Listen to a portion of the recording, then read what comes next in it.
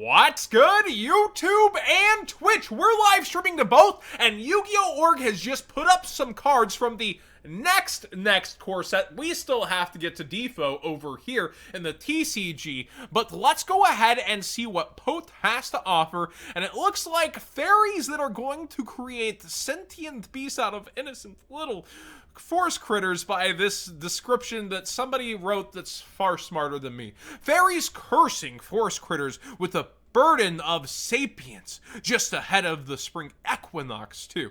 So these cute little innocent fairies seem to be, you know, giving a gift to them, but I guess they might become powerful critters as things go on. Let's go ahead and see. So we got Vernalizer, Fairy of Hills and Blooms, a level 4 fairy effect monster, attack 200, defense 2000, so not a very big power output, but let's see, it's got a big defense.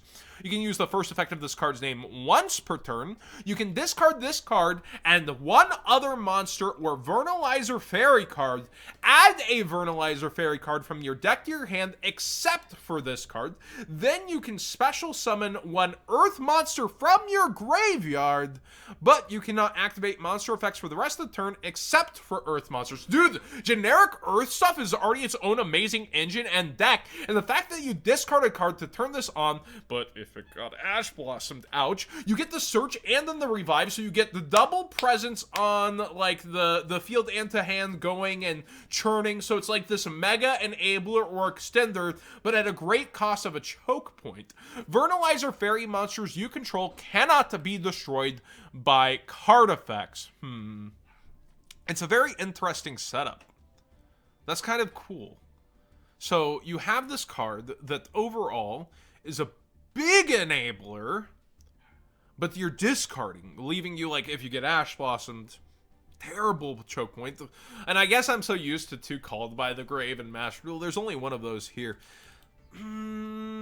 It's still so many times when something costs 2 cards to start, it can really lead a deck down the wrong side of history. Vernalizer Fairy of Forest and Awakening is a level 2 fairy effect monster, 900 attack, defense 1800. So again, big defense. Where will the attack come from? Probably these monsters that they're helping out around here. You can only use the first and second effect of this card's name once per turn. You can discard this card and one other monster or Vernalizer Fairy card. So that's Vernalizer Fairy card. Does this other one say? Yeah, so it's any card, so trap, spell, etc. from the archetype. Send from your deck to the graveyard the one Earth monster that can be normal summoned or set.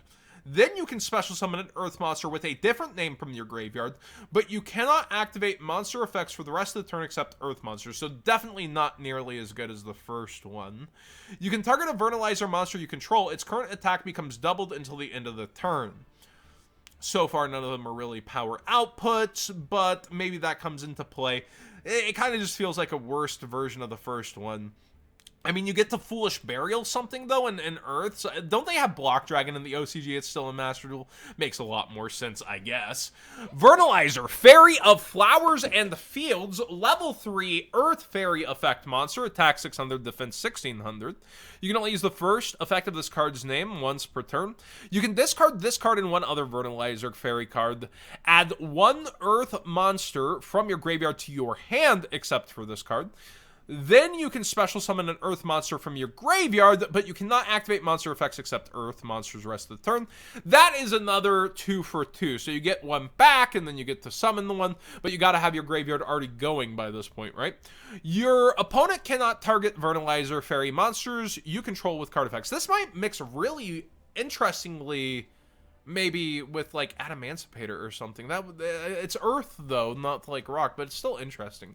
Vernalizer Fairy of Mountains and Melting Snow. So they're doing like tasks, like, oh, they're gathering. I get it. I get their pun from earlier.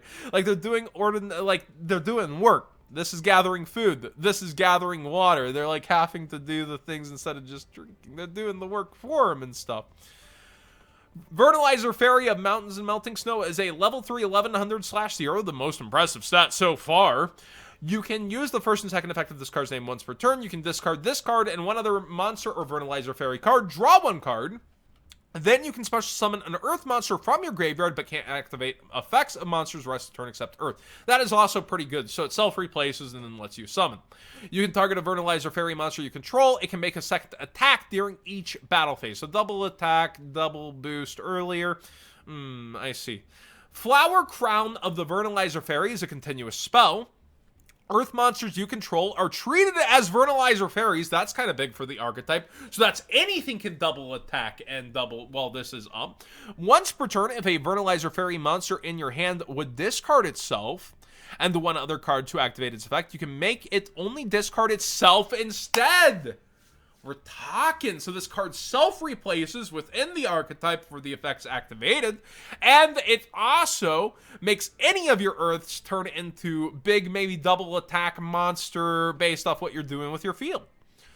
Calendar Rotation of the Vernalizer Fairy, a normal trap. You can use the first and second effects of this card's name once per turn.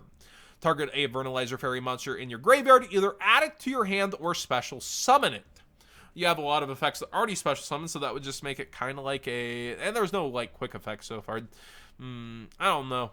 During your opponent's turn, if you have no cards in your hand, except during the turn this card was sent to the graveyard, you can banish this card from your graveyard, special summon as many Vernalizer Fairy monsters with different names as possible from the graveyard, but return them to the hand during the end phase. It feels like this is trying to be an engine of sorts. It doesn't feel like a deck or a complete deck, and it just wants to be generic Earth good stuff, but then tries really hard to be a together engine through the end of the support. Vernalizer Fairy and Flower Buds, normal trap. You can only activate one card with this card's name per turn. Target face-up cards your opponent controls, up to the number of Earth monsters special summoned from the graveyard with different names. Return Earth monsters you control to the hand equal to the number of targets, and if you do, return those targets to the hand. So bounce. That's a pretty good way to remove things. It is targeting removal still, even though it's bounce removal, which comes with different cards that will armor themselves against it. It feels like, again, this wants to be an engine. It specials, it continues, everything feels like it helps the graveyard. Earth likes to be in the graveyard for a lot of their effects. It feels like a whole extender archetype that still opens you to a choke point, since a lot of them discard a card along with it. But a lot of Earths don't mind that necessarily. A lot of Earths either like to be in the graveyard or like to be sent to the graveyard, and the Earth dot engines could definitely appreciate some of these cards. Melfi support, I wasn't necessarily thinking that, and all these are fairies. I don't think it's gonna mix well with Melfis just because it's cute and animals and all that stuff. So yeah, they wake up the things and then they're put to work. That is kind of messed up, isn't it? Yo, here you go, have fun. Oh, look at me, I'm getting strawberries. It's kind of messed up when you actually think about it. This guy reminds me of one of the Weatheries, but that's probably coincidence. I think Cloud, I don't know. Looking through this all though, okay support, okay cards, but probably something really broken with Earth that I'm missing off the rip, because Earth good stuff, that's some of my favorite work to watch before Black Dragon became toxic with Adamancipator. OCG still has Black Dragon. Maybe it's something they'll peel off our list eventually, but generic Earth stuff players are probably going a million miles per minute thinking of combos with that. But for me, not so much. Madolches, that is an Earth Fairy archetype to a degree, isn't it? Maybe. I don't know about that, though. It does kind of combo with their earthiness, though. They don't have trouble, really. Well, sometimes they do get choke pointed. Well, what do you guys think in the comments section below that are joining? And hopefully, you've been joining live here in the streams like these fine folks. Anything to add, Kale?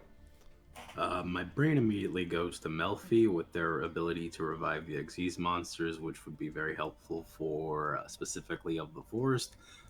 It goes to Earth Machines because Infinitracks are very fun with needing their level 2 to be revived, so that gives you bonuses, and also the Machina level 9, which gets you Search Upon Summoning, and then also Madolches because Earth Fairies. Alright, so I was wrong about Melfi, my bad. Oh, do we have we have the, yeah, we deal with the bots and the YouTube stuff. Perfect timing for that. You gotta come live for, stuff like that also. All right, thanks for watching, everybody. Please subscribe if you haven't already. Give this video a thumbs up if you enjoyed the conversation. And again, thanks for joining live, those who were here.